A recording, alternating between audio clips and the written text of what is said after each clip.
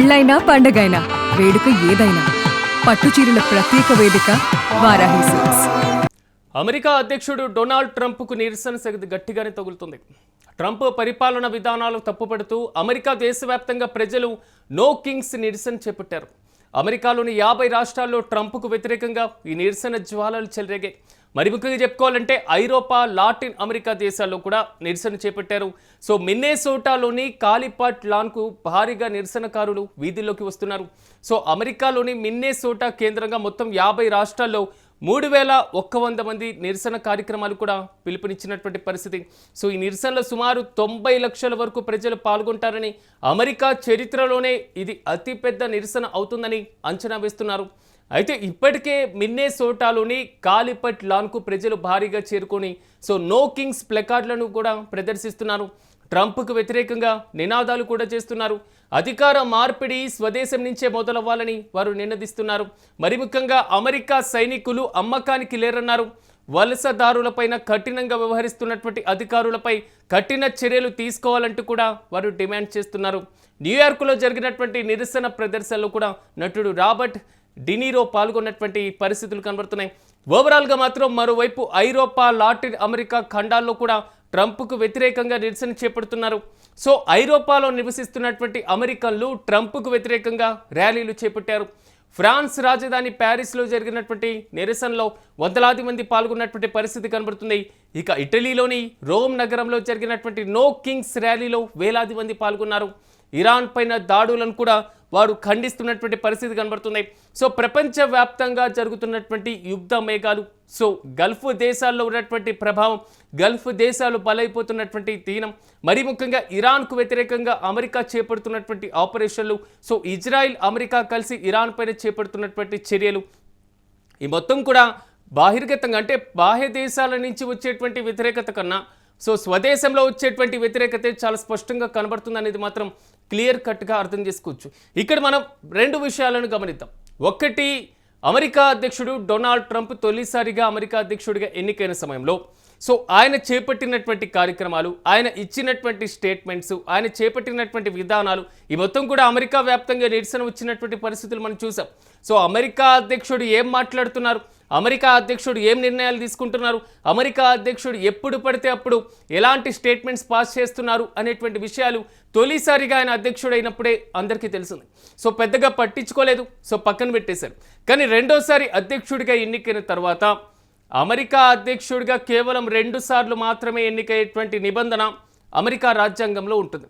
ఈ నేపథ్యంలో సో రెండోసారి తనది లాస్ట్ టర్మ్ కాబట్టి ట్రంప్ తీసుకుంటున్నటువంటి నిర్ణయాలు కేవలం అమెరికాలో మాత్రమే కాదు, ప్రపంచ దేశాల్లో కూడా నిరసనల వైపు అడుగులు వేస్తున్నటువంటి పరిస్థితులు కనబడుతున్నాయి. ఒక దేశ అధ్యక్షుడిగా ఉండాల్సినటువంటి ట్రంప్, ఆ దేశం మరీ ముఖ్యంగా వైట్ హౌస్ లాంటి అత్యంత కీలకమైనటువంటి ప్రాంతాల్లో ఏలాల్సినటువంటి ట్రంప్ సో వైట్ హౌస్ యొక్క పరువును తీసేస్తున్నారు. ఇది పక్కనున్నటువంటి దేశాలు కాదు, అమెరికాలో ఉన్నటువంటి పౌరులే విమర్శిస్తున్నటువంటి పరిస్థితులు.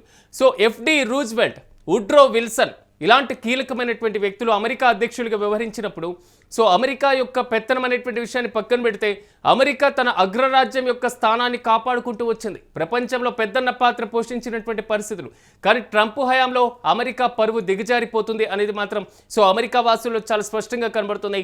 సో ఆయన రీసెంట్గా చేపడుతున్నటువంటి కొన్ని చర్యలు, ఏదైతే మేము గ్రీన్లాండ్ను ఆక్రమిస్తాం, కెనడాను 51వ రాష్ట్రంగా అమెరికాలో చేర్చుకుంటాం, సో అమెరికాలో విలీనం చేసుకుంటాం, మెక్సికో పైన పెత్తనం చేస్తాం, మరి ముఖ్యంగా వెనుజులా అధ్యక్షుడిని కిడ్నాప్ చేసి తీసుకురావడం, ఇరాన్ సుప్రీం లీడర్ను చంపేయడం, ఈ మొత్తం చర్యలతో ట్రంప్ అగ్రరాజ్యంలో ఆధిపత్యం అనేటువంటి విషయంతో పాటుగా సో తను ఒక నియంతృత్వ ధోరణితో ముందుకు వెళ్తున్నారు అనేది మాత్రం అమెరికన్ల పట్ల మాత్రం కనిపిస్తుంది. తాజాగా మనం చూస్తున్నటువంటి విజువల్స్లో సో అమెరికా అధ్యక్షుడికి వ్యతిరేకంగా అమెరికాలోనే నిరసన వ్యక్తమవుతున్నటువంటి పరిస్థితులు. సో అమెరికాలోని మిన్నెసోటా అనేటువంటి ప్రాంతంలో మొత్తం 50 రాష్ట్రాలకి సంబంధించి ఒక 3100 నిరసన కార్యక్రమాలకు కూడా పిలుపునిచ్చారు. ఒక్క కార్యక్రమం చేపట్టడమే గగనం, కానీ 3100 నిరసన కార్యక్రమాలు అంటే ఎంత భారీ స్థాయిలో ఉంటుంది ఒకసారి ఊహించుకోవచ్చు. సో ఈ నిరసనలో మొత్తం 90 లక్షల మంది ప్రజలు పాల్గొంటారంట. సో 90 లక్షల మంది ప్రజలు అమెరికా దేశంలో అమెరికా అధ్యక్షుడికి వ్యతిరేకంగా పోరాటం చేస్తుంటే అమెరికా చరిత్రలోనే ఇది అతి పెద్ద నిరసన అవుతుందని కూడా అంచనా వేస్తున్నారు. మరి ముఖ్యంగా చెప్పుకోవాలంటే మిన్నెసోటాలోని కాలిపట్ లాన్కు కూడా ప్రజలు ఇప్పటికే భారీగా చేరుకుంటున్నారు.